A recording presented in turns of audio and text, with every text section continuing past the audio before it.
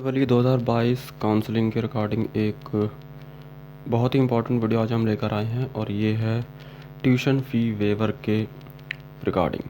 तो tuition fee waiver यानी जो फ़ीवर सीट्स होती है वो क्या होती हैं और ये जो सीट्स होती हैं ये किन स्टूडेंट्स को मिलेंगी किन को नहीं मिलेंगी, यानी इन सीट्स के लिए क्या एलिजिबिलिटी है और क्या ये होम स्टेट वाले को ही मिलती हैं या फिर जो अदर स्टेट के कैंडिडेट हैं उनको भी मिलती है, और इसके लिए कौन से डॉक्यूमेंट्स अपलोड करने हैं, क्या क्या आपकी जो है एलिजिबिलिटी होनी चाहिए, इनकम सर्टिफिकेट कैसा बनवाना है, क्या फॉर्मेट है, कब का होना चाहिए, कितनी इनकम उसमें आपको शो करनी है, और जितनी भी इसके रिगार्डिंग आपके डाउट्स हैं वो सारे इस वीडियो में आपके आज क्लियर हो जाएंगे।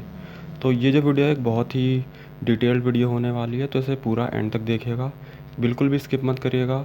अगर आप ये सोच रहे हो कि स्किप करके सीधा मेन पार्ट तक पहुंच जाएं तो ऐसा मत करिएगा, क्योंकि इससे फिर आपको दिक्कत हो सकती है और आपका जो काउंसलिंग के वक्त जो आपके डॉक्यूमेंट्स वगैरह हैं वो भी इनवैलिड हो सकते हैं। तो वीडियो को पूरा एंड तक देखिएगा, स्किप बिल्कुल मत करिएगा, क्योंकि जो छोटे छोटे पॉइंट्स होते हैं वो आप मिस कर देते हो, फिर बाद में आप कमेंट करोगे कि आपने ये नहीं बताया या फिर ये गलती हो गई वो गलती हो गई। तो स्किप बिल्कुल मत करिएगा, बहुत ही इंपॉर्टेंट वीडियो है। और अगर आप चाहते हो कि आपको ट्यूशन फ़ी वेवर या जो फ़ी वेवर सीट होती है वो आपको मिले तो ये वीडियो पूरी एंड तक ज़रूर देखिएगा। तो सबसे पहले हम इंफॉर्मेशन ब्राउज़र में आ जाते हैं और यहाँ अगर आप जो पेज नंबर 6 है इसमें आप देखेंगे तो यहाँ पर इन्होंने एक जनरल बताया है कि ये फ़ीवर सीट्स जो हैं वो क्या हैं।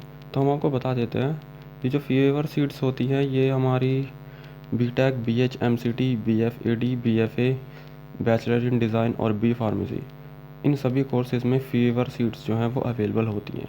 फ़ीवर सीट्स का मतलब होता है कि मान लीजिए अगर कोई कॉलेज है, फॉर एग्ज़ाम्पल अगर एक प्राइवेट कॉलेज है और वो जो प्राइवेट कॉलेज है अगर उसकी टोटल फ़ीस मान लीजिए 1,50,000 रुपये है, ठीक है, अगर उसकी एक साल की जो फ़ीस है टोटल वो 1,50,000 रुपये है, तो वो जो 1,50,000 रुपये है उसमें से खाली जो 1,10,000 या 1,20,000 रुपये होती है वो उसकी ट्यूशन फ़ीस होती है। कोई भी कॉलेज है उसकी मैक्सिमम जो फ़ीस होती है यानी जो 80-90% जो उसका फ़ीस होती है वो उसकी ट्यूशन फ़ीस होती है। तो अगर आपको ट्यूशन फ़ी वेवर वाली जो सीट है उस पर एडमिशन मिल जाता है तो फ़ायदा ये होगा कि आपकी जो ट्यूशन फ़ी है वो पूरी पूरी बच जाती है, यानी वो जो पैसे हैं वो आपको नहीं देने होते, बाकी जो मिसलेनियस फ़ीस होती है बची हुई वो आपको देनी होती है। तो अगर आपके एक साल के 1,50,000 रुपये लग रहे होते हैं तो आपके उसकी जगह पे मात्र 20,000 या 30,000 रुपये लगेंगे। और यहाँ पर एक बहुत बड़ी कन्फ्यूज़न है स्टूडेंट्स में, वो ये कि ये जो ट्यूशन फ़ी वेवर वाली सीट होती है ये सिर्फ प्राइवेट कॉलेजेस में होती है या फिर गवर्नमेंट में भी होती है। तो हम आपको बता दें ये जो फ़ीस है ये प्राइवेट कॉलेजेस में तो होती है, साथ ही साथ ये गवर्नमेंट कॉलेजेस में भी होती है। तो सब कंफ्यूज मत होइएगा कि ये जो ट्यूशन फ़ी वेवर सीट्स होती हैं खाली प्राइवेट कॉलेजेस में होती हैं, ऐसा नहीं है, ये कुछ गवर्नमेंट कॉलेजेस में भी होती हैं। हाँ, गवर्नमेंट कॉलेजेस में ये सीट्स कम हैं क्योंकि गवर्नमेंट कॉलेज की जो फ़ीस है वो ऑलरेडी कम होती है, हालांकि इतनी भी कम नहीं है, पर कुछ गवर्नमेंट कॉलेजेस की कुछ ब्रांचेस में ये सीट्स अवेलेबल हैं। और प्राइवेट कॉलेजेस हैं लगभग 95% जो प्राइवेट कॉलेजेस हैं उन सभी में ये ट्यूशन फ़ी वेवर सीट जो है होती है। अब ये किस सीट्स जो हैं वो काफ़ी कम होती हैं, यानी ये जो सीट है ये टोटल इनटेक का 5% होती है। यहाँ पर आप देख सकते हैं इन्होंने लिखा हुआ है the fee waiver seats will be limited to maximum 5% of approved intake. यानी मान लीजिए अगर कोई कॉलेज है और उसकी कोई एक ब्रांच है, अब मान लीजिए वो जो ब्रांच है उसमें टोटल इनटेक 60 है, यानी उसमें 60 स्टूडेंट्स का एडमिशन किया जा सकता है। तो वो जो 60 स्टूडेंट्स हैं उनमें से 5% जो सीट्स हैं वो ट्यूशन फ़ी वेवर वालों के लिए रिज़र्व होंगी। उसी तरीके से हर एक ब्रांच में जो है 5% सीट्स रिज़र्व होती हैं।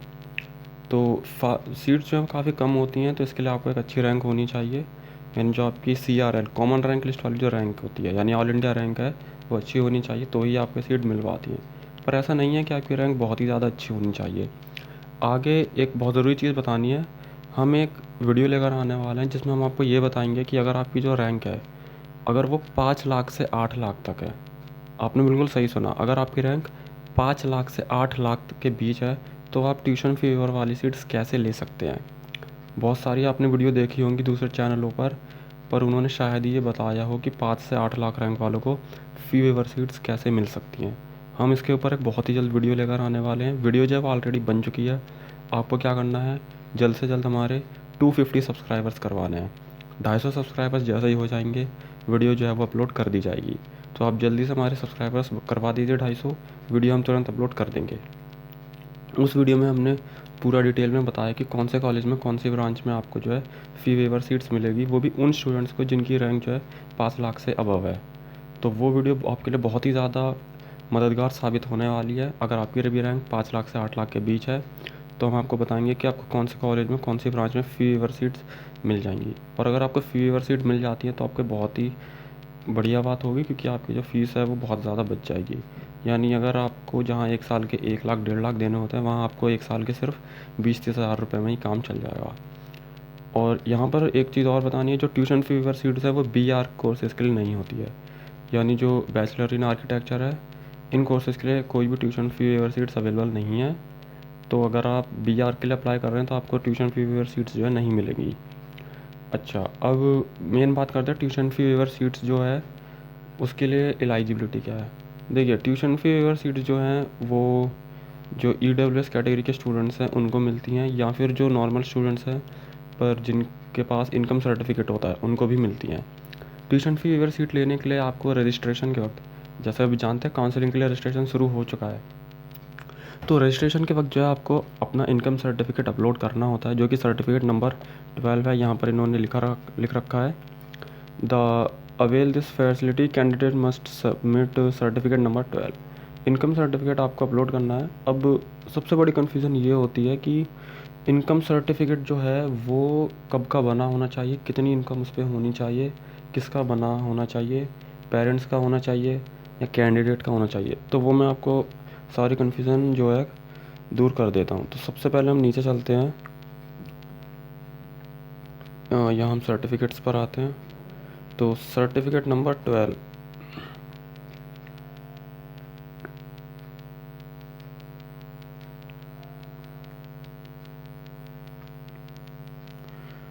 तो ये देखिए सर्टिफिकेट नंबर 12 इनकम सर्टिफिकेट।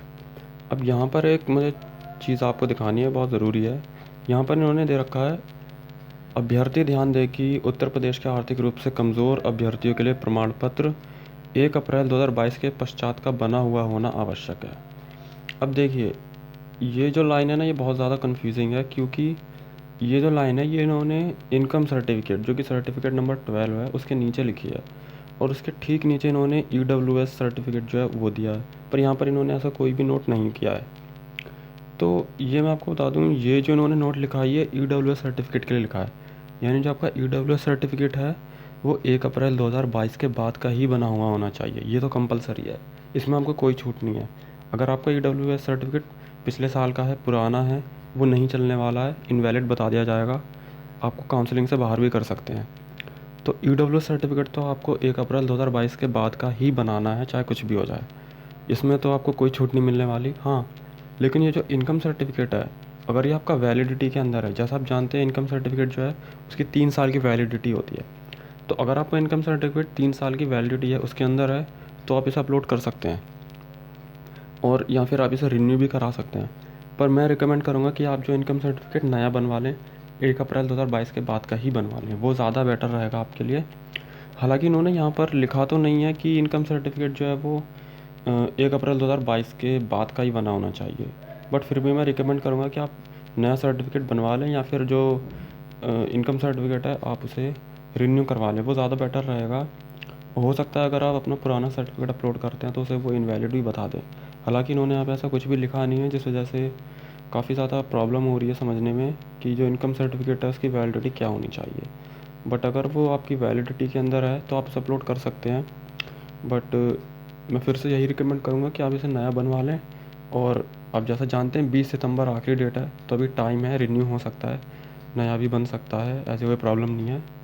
तो आप नया बनवा लें, ज़्यादा बेटर रहेगा।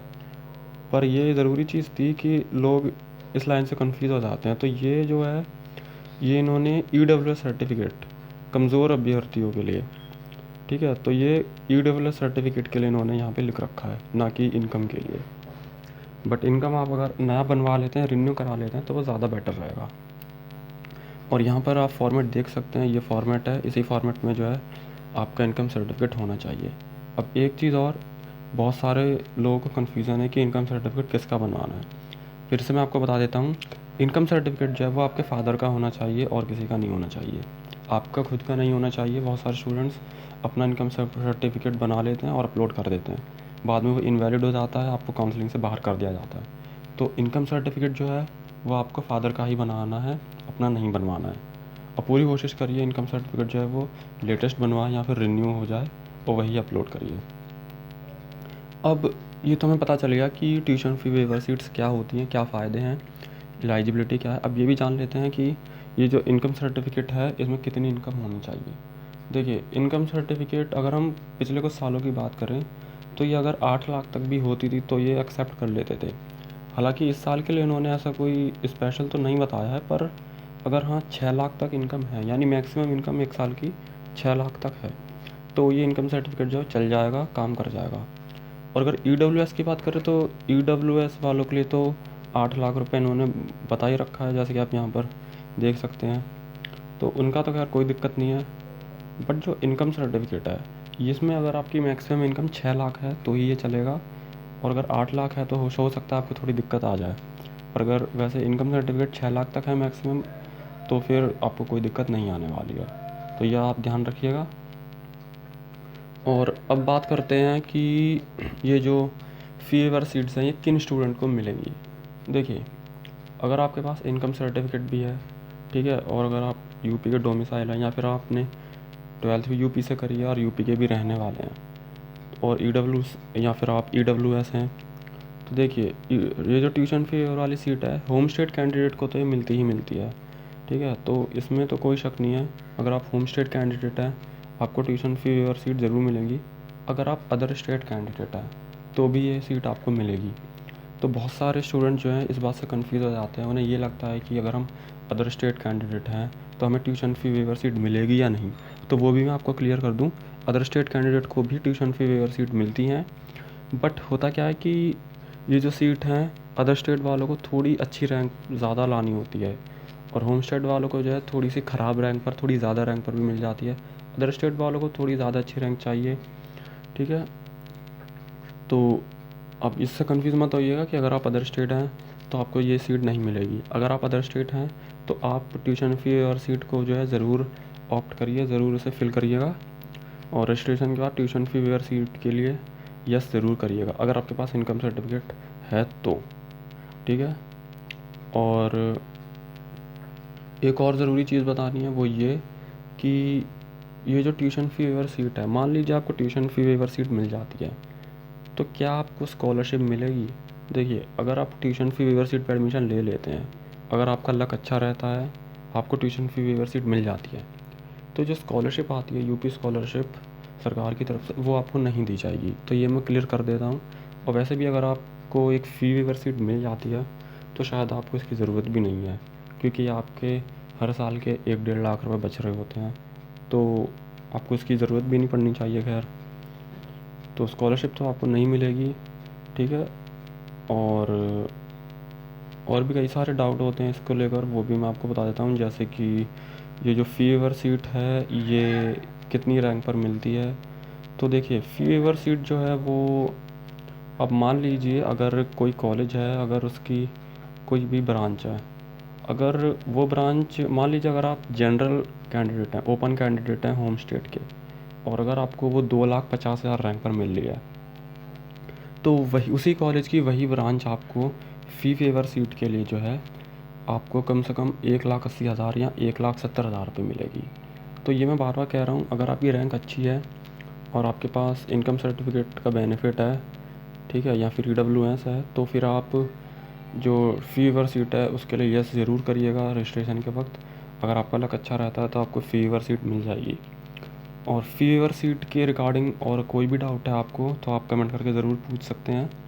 और फिर से इन्फॉर्मेशन मैं आपको एक दे दूँ, एक ज़रूरी, कि अगर आपकी रैंक 5 से 8 लाख के बीच है और आपको ये जानना है कि आपको कौन से कॉलेज में फ़ी वेवर सीट मिल सकती है, कौन सी ब्रांच में मिल सकती है, और ऐसा नहीं है बहुत ख़राब ब्रांच में, अच्छी अच्छी ब्रांचेस हैं जैसे कि CSIT, और कोर ब्रांचेस जो हैं जैसे मैकेनिकल, सिविल, इन सभी में आपको फ़ी वेवर सीट मिल सकती है, यहाँ तक कि अगर आपकी रैंक 5 से 8 लाख के बीच है तो। वीडियो जो है वो ऑलरेडी बन चुकी है। अगर आप चाहते हैं कि वीडियो जल्द से जल्द चैनल पर आए तो आप जल्दी से हमारे 250 सब्सक्राइबर्स करवा दीजिए पूरे। सब्सक्राइबर्स पूरे होते ही वीडियो जो है तुरंत अपलोड कर दी जाएगी। और इसके बाद जो हम एक वीडियो लेकर आने वाले हैं जिसमें हम आपको बताएंगे कि अगर आपके पास डिफेंस कोटा है या फिर एक्स सर्विसमैन कोटा है तो उसके लिए आपको कौन से डॉक्यूमेंट्स अपलोड करने हैं, डॉक्यूमेंट्स कैसे बनवाने हैं, क्या फॉर्मेट होना है, वो सारी एक डिटेल्ड वीडियो जो है हम उस पर लेकर के आने वाले हैं। तो आज की वीडियो में बस इतना ही, और आज की वीडियो बस इसी टॉपिक पर थी, फेवर सीट को लेकर। और हम उम्मीद करते हैं आपके सारे जो डाउट्स हैं वो क्लियर हो गए होंगे। इसको लेकर के हमने आपको सब बता दिया है कि एलिजिबिलिटी क्या है और other state home state candidate eligibility क्या है, क्या इनकम होनी चाहिए, कैसे बनवाना है, वो सब कुछ क्लियर कर दिया है। तो अब वीडियो को लाइक भी कर दीजिए और जल्दी से 250 सब्सक्राइबर्स करवा दीजिए ताकि वो वीडियो जो है वो आपको मिल जाए। तो अब हम आपसे अगली वीडियो में मिलते हैं। कोई भी अगर डाउट है, कोई भी क्वेरी है तो आप तुरंत कमेंट कर लीजिए, हम आपको तुरंत रिप्लाई कर देंगे।